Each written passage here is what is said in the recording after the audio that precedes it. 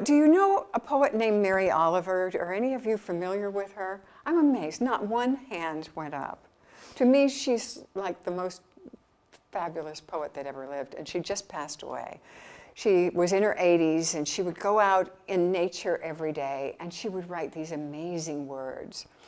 And so I found that I wanted to put some of her, quote a little bit of some of her wisdom as I'm speaking to you today. And one of her questions that she asks is, tell me, what are you going to do with your one wild and precious life? That's the end of one of her poems. And that question, and living in that kind of a question, is an opportunity for your subconscious mind to start feeding up. You know, if you ask a question, like I wake up in the morning and my question is, where can the most joy be found today? And that's what I'll be talking with you about too. So we're going to start with the question is, it's just a simple question. What is the meaning of life? I remember the first time I ever heard this question. I grew up in Beverly Hills, and in those days it was a really tiny little town.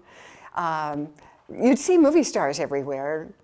Nate Now's Delicatessen was there, but people rode their horses down Rodeo Drive. It had a bridle path.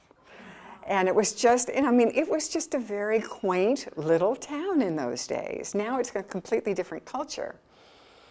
But I remember reading the Sunday Funnies one day, and my family was sitting around, and there was a cartoon about this man who had climbed the heights of the mountain and somewhere in the Himalayas to ask the guru, what is the meaning of life? And we thought, that is a funny question. You know, that just cracked us up, because how could you ever answer that question? And so over the years, this question has been asked a lot. So I went to see what kind of cartoons have come out since the 40s. And so now the most famous cartoon is they've climbed up to the guru and they say, what is the meaning of life? And he says, I don't know, my internet is down. or ask Google or something like that. There are these things that just don't fulfill us. So what is it that we really want? We really want joy. Joy is something from in here. Joy is an inside job. It's in your heart. And I started researching joy, and there's the most wonderful book. It's called The Book of Joy. And do you recognize these two wonderful men? The Dalai Lama and Desmond Tutu. The book is this thick, and the whole subject of this book is joy. And it is one of the most exciting. I have yellow highlighted the whole book. I'm encouraging you to take their advice and realize that joy comes from what? Giving. Expressing your joy into the world sparks joy in others. It comes from giving. It comes from being a fountain, from being a beacon of light in the world and being a fountain of generosity. And that is so key to what it is that you're doing, to knowing the value of what you're giving in the world, and to see the effect of it. So right now, my path is trust and surrender. I feel like these are the last two things that I get to deal with. And you are living your legacy project right now. And you will be. It's so important to be aware of that. Maya Angelou and Oprah were having a conversation. And Oprah said, well, my girls' academy in Africa will be my legacy.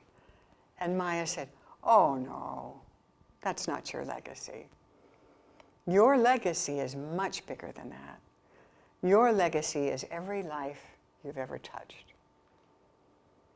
And that's what I want you to know about your life. Your life is every life that your legacy is every life that you have ever touched. And while we go about our days, it seems like there's just small things that we're doing, that we're like the little spider weaving the web, and he just sees the few little threads that he's working on. I wonder if he ever goes back and looks at the divine design. That's our job, to perceive the divine design,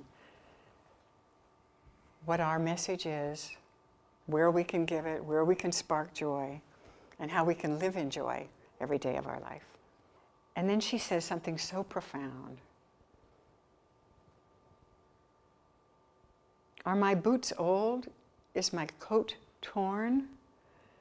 Am I no longer young and still not half perfect? Let me keep my mind on my work, on what matters, which is mostly standing still and learning to be astonished. And then she wrote a poem called When Death Comes, and here are 2 lines from that. When it's over, I want to say, all my life I was a bride married to amazement. I was a bridegroom taking the world into my arms. Isn't that amazing? How come people don't know Mary Oliver? Thank you.